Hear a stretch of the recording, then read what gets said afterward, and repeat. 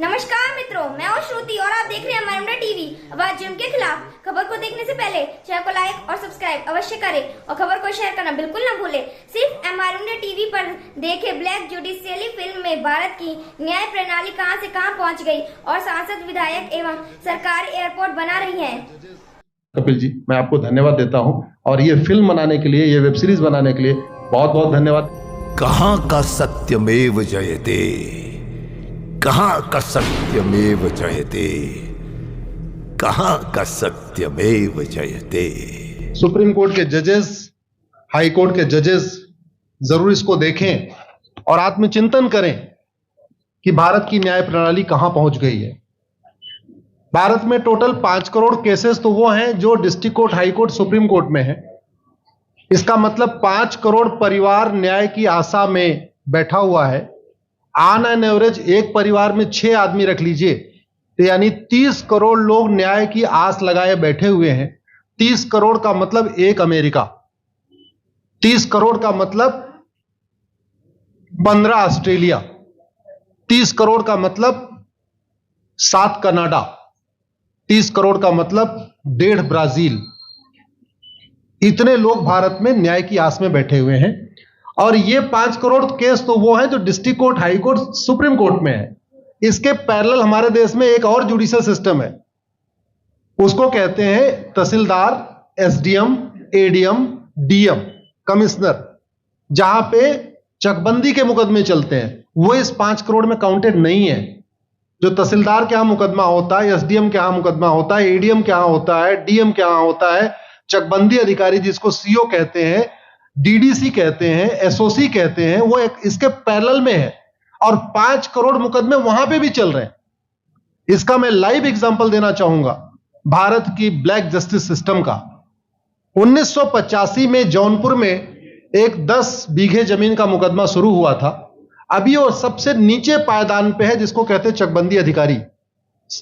1985 में मुकदमा शुरू हुआ, 2023 आ गया, लगभग 37 साल बीत चुके।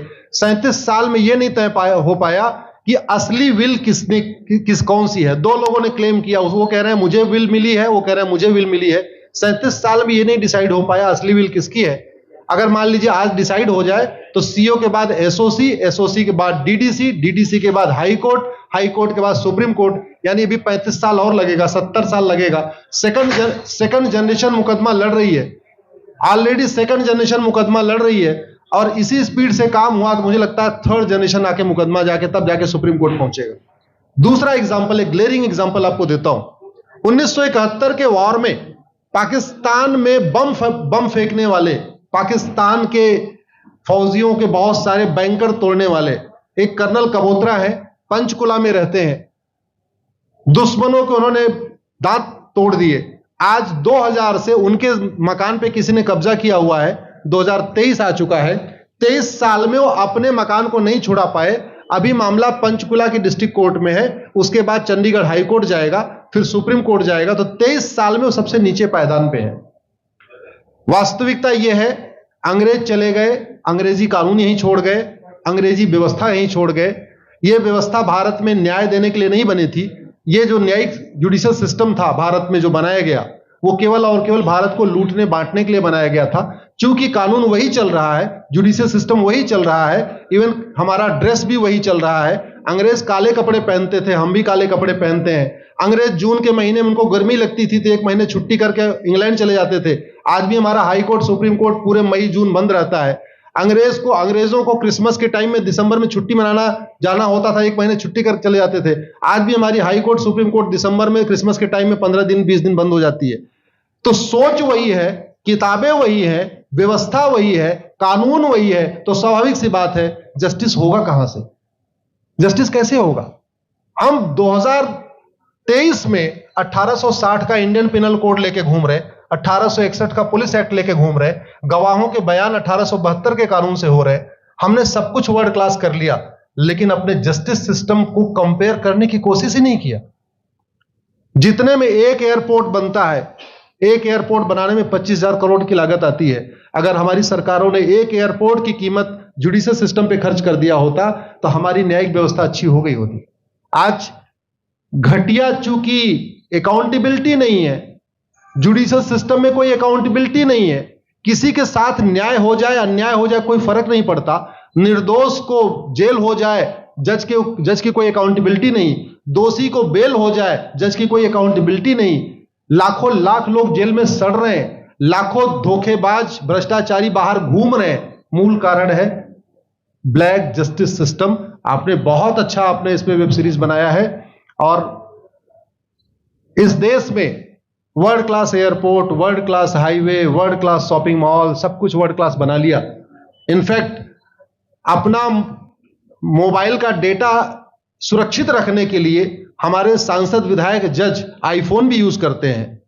अमेरिका का आईफोन यूज करते हैं हमारा डेटा सुरक्षित हो जाए, लेकिन भारत सुरक्षित हो जाए उसके लिए यह नहीं देखते कि जापान में कौन सा कानून है, अमेरिका में कौन सा कानून है, सिंगापुर में क्या अच्छा चल रहा है। कनाडा में रेंट का मामला एक डेट में खत्म होता है। सिंगापुर में अभी कुछ दिन पहले एक व्यक्ति के पास 900 ग्राम गांजा पाया गया, उसको फांसी हुई है।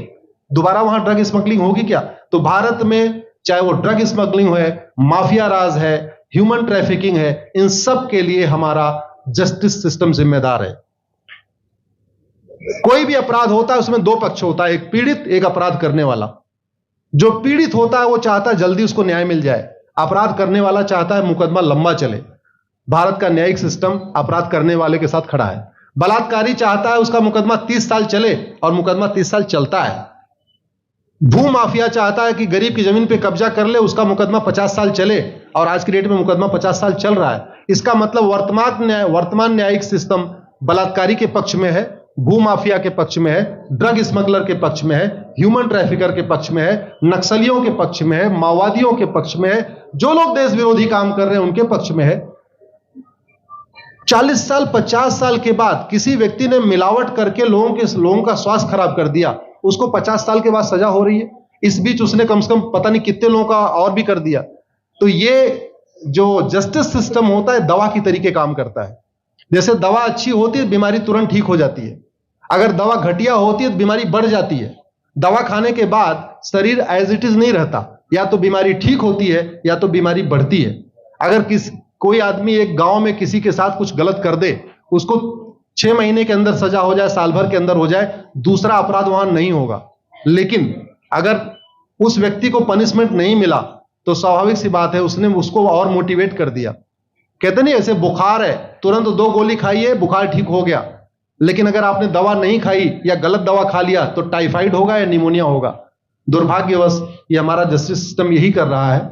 आज की डेट में जितनी समस्याएं हैं, चाहे वो घूसखोरी है, जमाखोरी है, मिलावटखोरी है, कालाबाजारी है, नशा तस्करी है, मानव तस्करी है, सोना तस्करी है, ड्रग स्मगलिंग है, या नक्सलवाद है, या माओवाद है, या कट्टरवाद है, जो भी समस्याएं हैं, उसका एक बहुत बड़ा कारण यह है कि हमारा जस्टिस सिस्टम उसको टैकल नहीं कर पा रहा है, उसको पकड़ नहीं पा रहा है। और इसीलिए भारत में अराजकता है। मैं तो इतने जानता हूं, ऐसी कोई बीमारी नहीं जिसकी कोई दवाई नहीं, ऐसी कोई समस्या नहीं जिसका कोई समाधान नहीं। हम हर चीज के लिए बाहर से चीजें खरीदते हैं, तो हम ये क्यों नहीं देख रहे हैं कि आखिर चाइना का जस्टिस सिस्टम कैसा है, सिंगापुर का कैसा है, कनाडा का कैसा है, फ्रांस का कैसा है और अमेरिका का कैसा है। हम क्यों नहीं बेस्ट प्रैक्टिसेस उनकी अडॉप्ट कर लेते। दुनिया के कई देशों ने नार्को पॉलीग्राफ ब्रेन मैपिंग कानून बना दिया। मेरी बहन दीपिका नारायण बैठी हुई है, ये लगातार फॉल्स केसेस के खिलाफ, इनको मैं देखता रहता हूं, एक्टिव रहती है।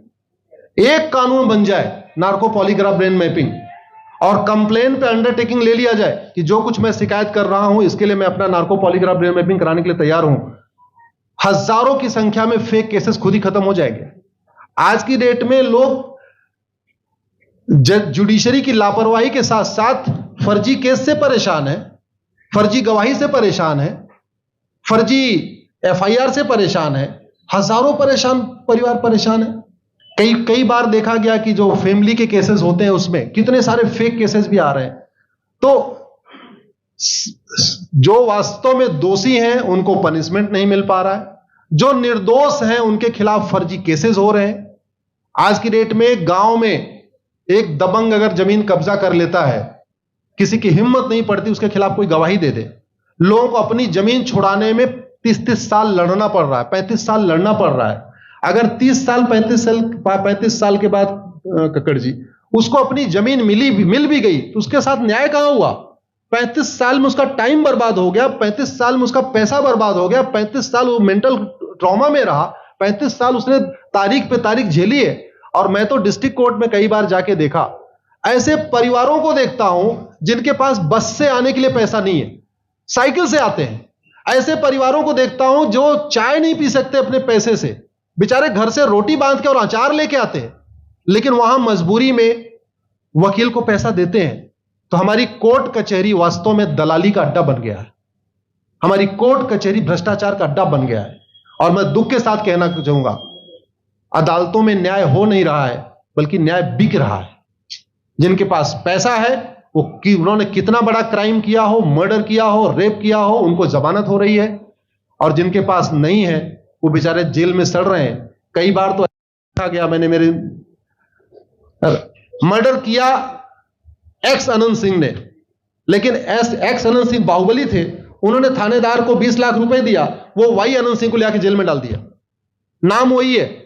अब उसके बाद क्या हुआ, 20 साल मुकदमा चला और फिर सबूत के अभाव में छूट गया। तो जिसने मर्डर किया वो तो कभी जेल गया ही नहीं, एक निर्दोष जेल गया, 10-20 साल के बाद उसने अपना जमीन बेचा, सब कुछ किया, माँ बाप सब कुछ तबाह हो गए, फिर वो सबूत के अभाव में छूट रहा है।